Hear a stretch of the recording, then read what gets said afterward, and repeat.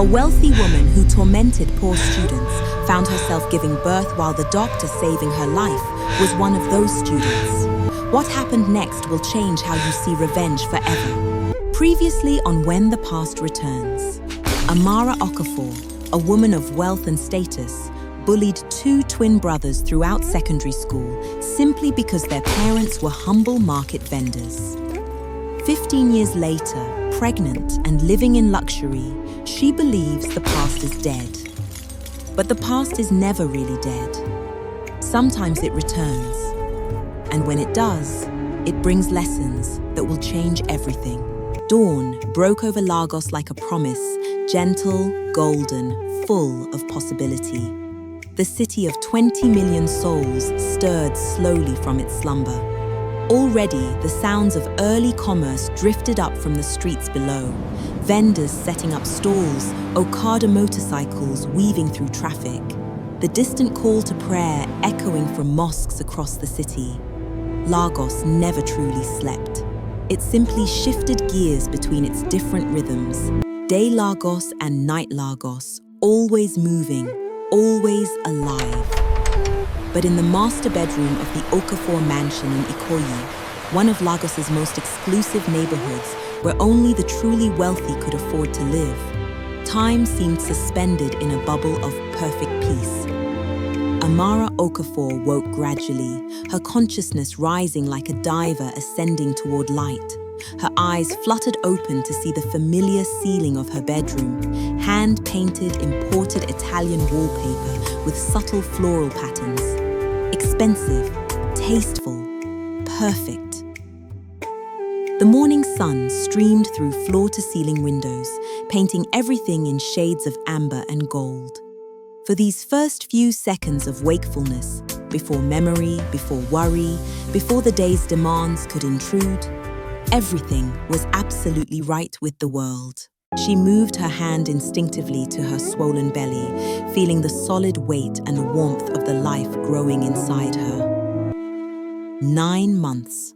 The weight was familiar now, comforting even. Her daughter, their daughter, would be born any day now. Just 3 more days until her due date, though Dr. Adeyemi had mentioned that first babies often arrived late. Amara hoped she wouldn't be late.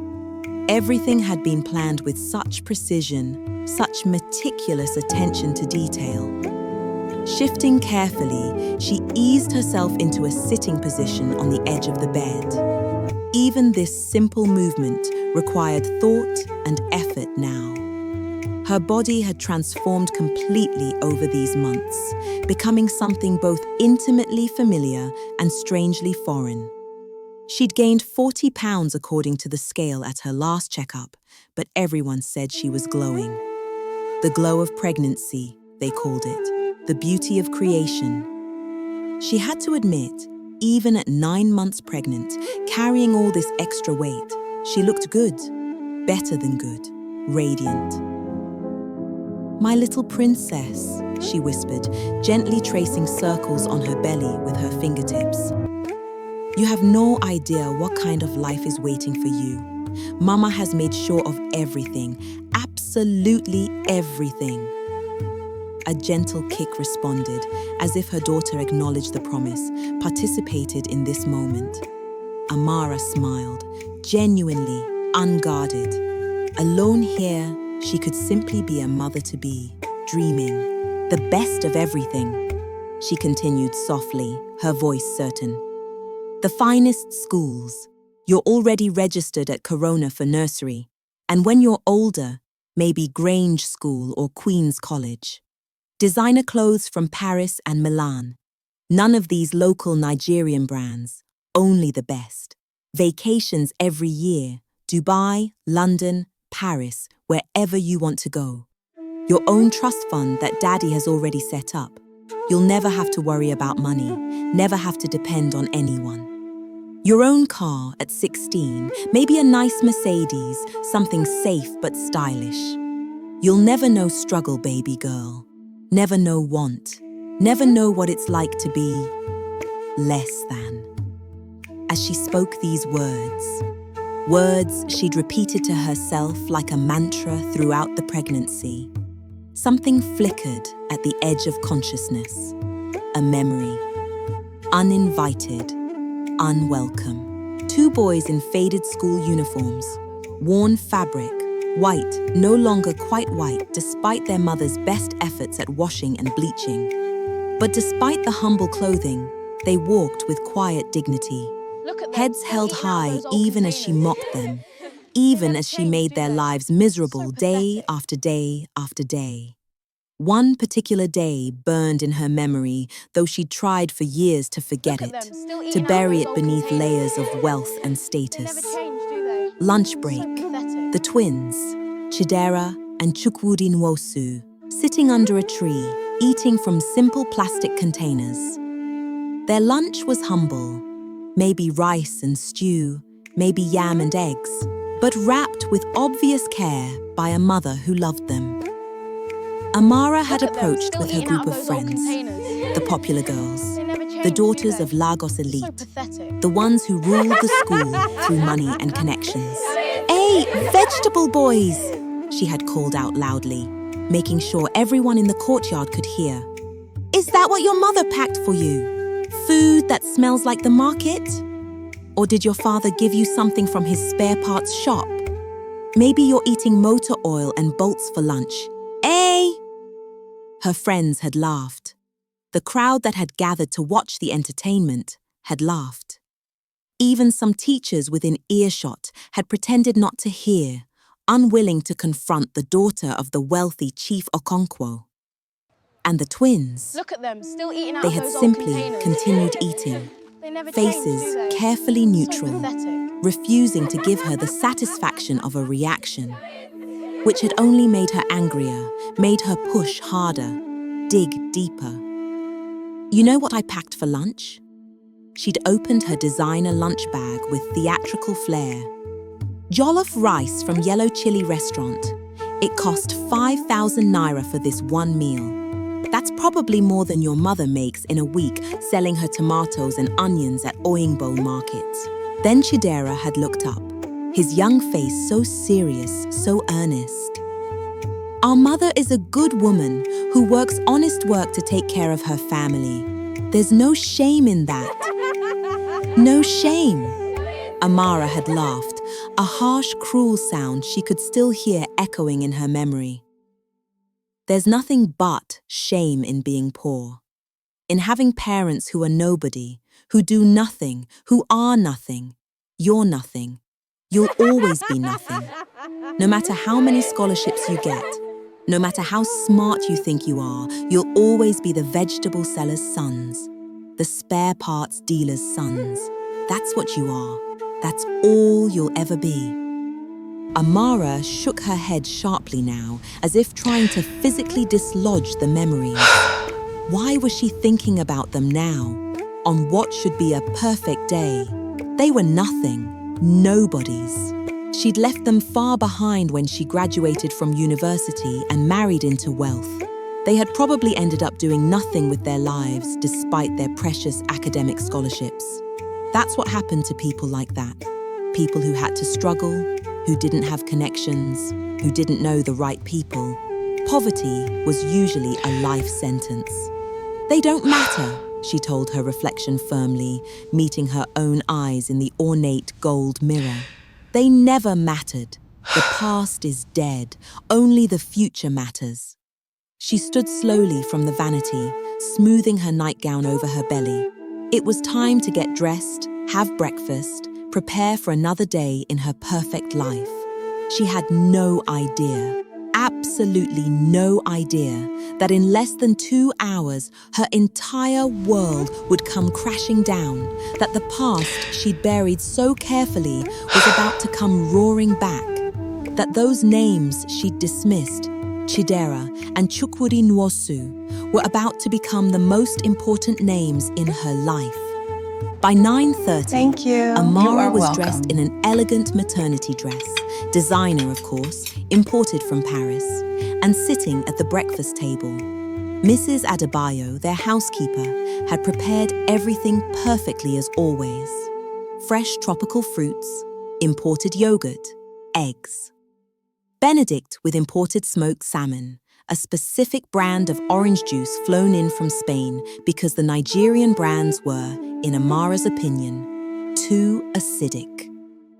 "Good morning, madam." Mrs. Adebayo greeted her with that gentle maternal voice she always used. "How is the baby today? Did you sleep well?" "Good morning, Mrs. Adebayo." Amara settled carefully into her chair, arranging cushions to support her back. "The baby was very active last night. Welcome. I swear she was doing gymnastics in there, but I slept well enough." Active baby You are means welcome. healthy baby, madam. That's what they say. Mrs. Adebayo poured tea with practiced care. "Not long now. Just 3 more days. Everything ready at the hospital?" "Everything," Amara confirmed. "We have a private suite reserved at Lagos University Teaching Hospital. The best doctors, the finest care, everything money can buy." She didn't know, couldn't possibly know, how prophetic those words would become. The best doctors. One of those doctors would have a face from her past. The doorbell rang at exactly 10 a.m., shattering the morning peace like a hammer through glass, not the gentle melodic chime they were accustomed to from family and friends visiting. This was aggressive, insistent, demanding.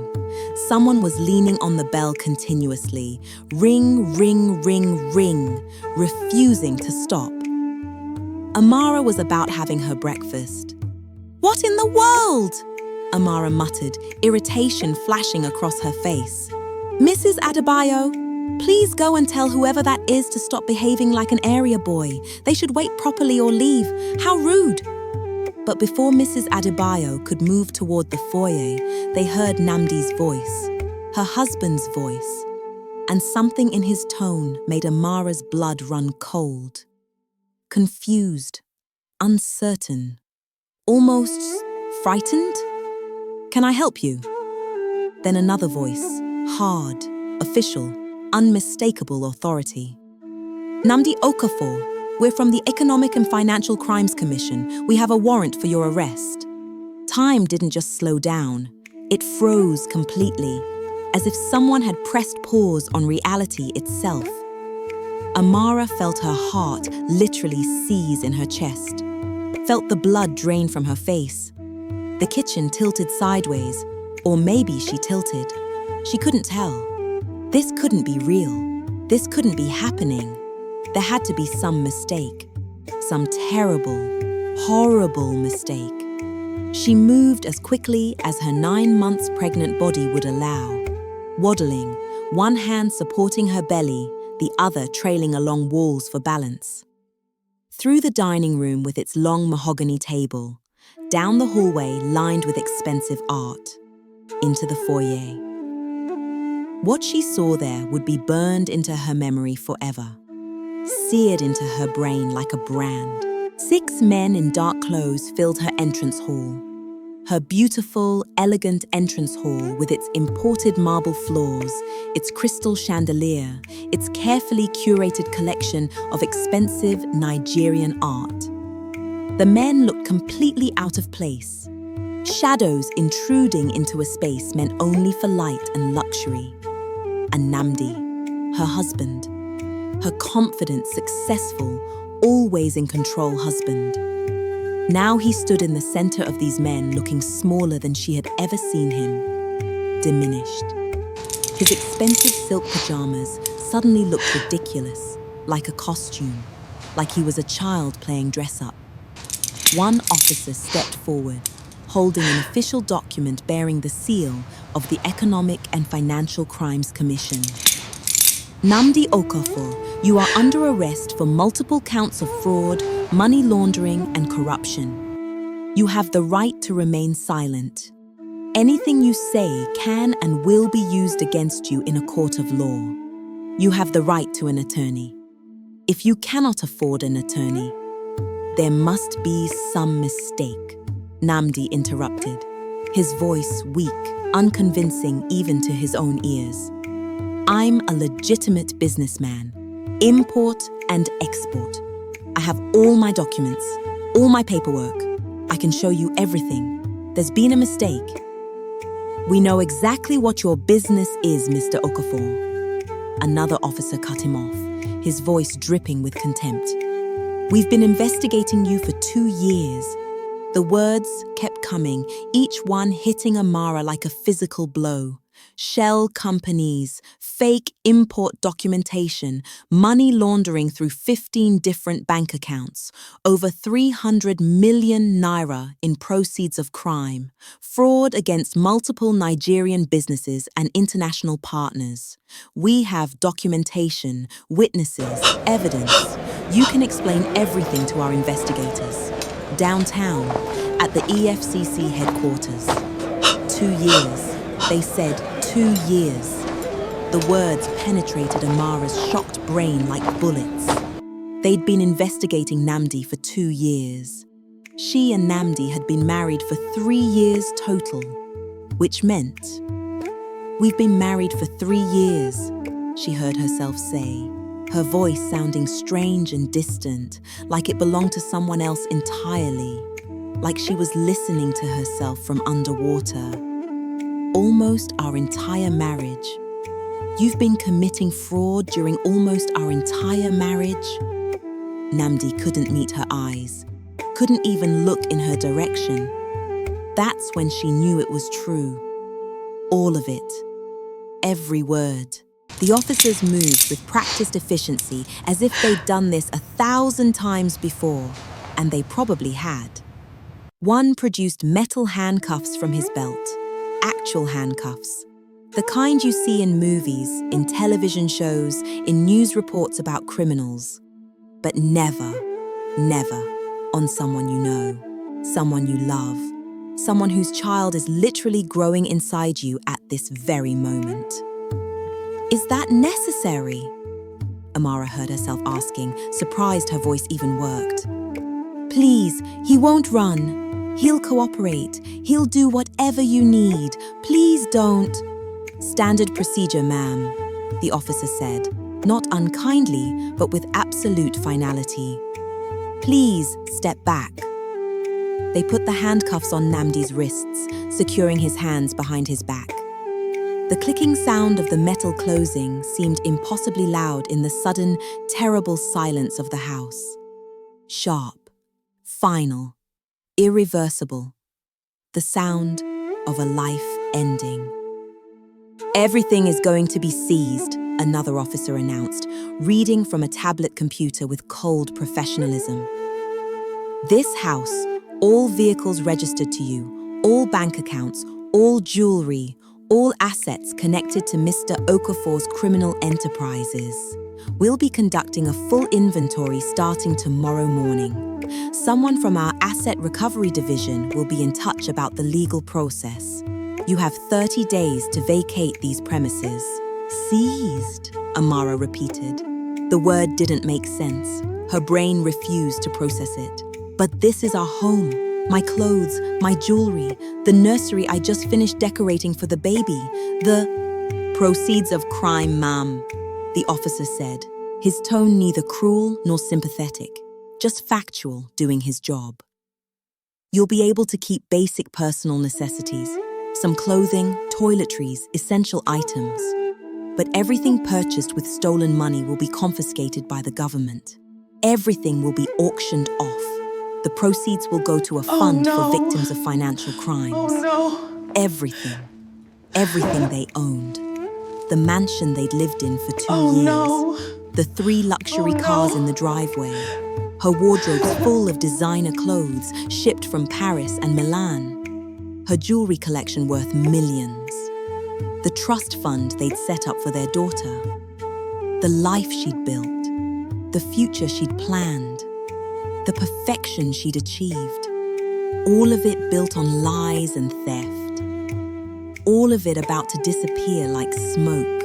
Madam, please, Mrs. Adebayo said, rushing over despite her own tears.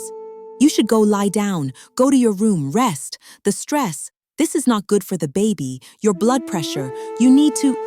That's when Amara felt it, sharp, sudden, unmistakable. different from the Braxton Hicks contractions she'd been having for the past few weeks. Those false labor pains that had sent her to the hospital twice already, only to be sent home with reassurances that it wasn't time yet. This was real. No. This was the real thing. And then she felt the gush of warm liquid, felt wetness spreading beneath her on the cold marble steps. She looked down in disbelief, in a kind of detached shock, and saw the clear fluid pooling on the pristine white marble. Saw it spreading, soaking into her expensive dress, running down the steps. Her water had broken. The baby was coming. Right now. In the middle of this disaster. In the middle of the worst day of her life. Her daughter, her innocent, perfect daughter who had done nothing wrong, was choosing this moment to enter the world. "Mrs. Adebayo," Amara heard herself say, and was surprised by how calm her voice sounded, almost detached, like she was floating somewhere above her body, watching all of this happen to someone else. "Call an ambulance, the baby is coming." But before they could get her into the ambulance, before the paramedics could even arrive, her father made another call. His voice was crisp, commanding, the voice of a man who was used to solving problems with money and connections. "David," he said into his phone, speaking to his personal assistant, a man who had worked for him for 15 years and knew how to make things happen. "I need you to get me the best criminal defense lawyer in Nigeria.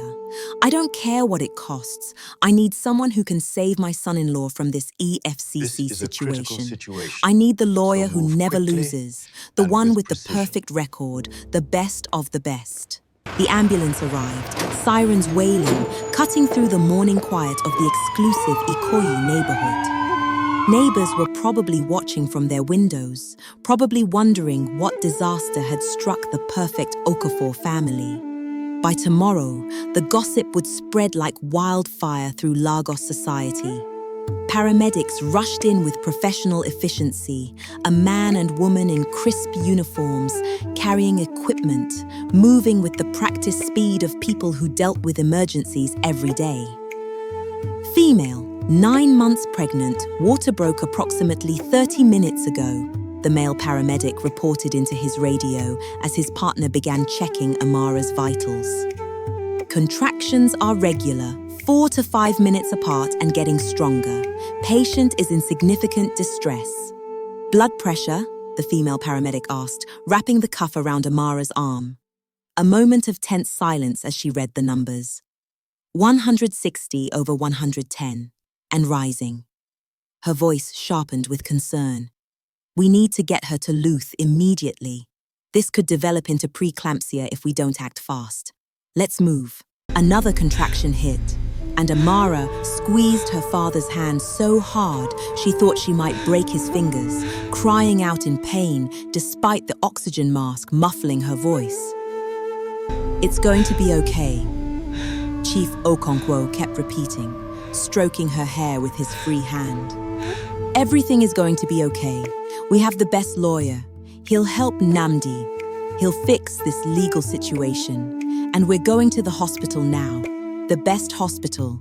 You and the baby are going to be fine. Everything will be fine." But Amara barely heard him. Her mind was stuck, frozen, repeating one thing over and over. The lawyer's name. The lawyer her father had just hired to save Namdi. The supposedly best lawyer in Lagos, Chidera Nwosu. Chidera and Chukwudi Nwosu, the twins. And tomorrow morning, less than 24 hours from now, she was going to walk into a law office and come face to face with him, with one of the people she had hurt most in the world, whose life she had tried to make miserable, whose dignity she had attacked day after day after day. And she was going to have to beg him for help. Beg the vegetable seller's son, now apparently one of Lagos's most powerful lawyers, to save her husband from prison. The irony was so cruel, it almost seemed designed by some cosmic force that believed in poetic justice. The ambulance sped through Lagos traffic, Sirens screaming, rushing toward Lagos University Teaching Hospital, toward doctors, We are toward her almost there. daughter's Just birth, try to stay calm. toward bringing a new life into the world during the worst day of her own life. But We are Amara almost there. barely Just try to stay registered calm. any of it. All she could think about was tomorrow morning. All she could see in her mind was a teenage boy's face. Quiet, dignified, looking up at her after she'd mocked his mother's honest work, after she'd called his family nothing, after she'd tried to crush his spirit. And all she could hear was his young voice, so calm, so certain. Our mother is a good woman who works honest work to take care of her family. There's no shame in that. Tomorrow morning, she would have to walk into the office of that boy, now a man, now powerful, now one of Lagos's most successful lawyers, and she would have to look him in the eye and ask for help. Beg for help. From the vegetable seller's son. The past wasn't dead. The past was never dead. And tomorrow it would come crashing back with a vengeance.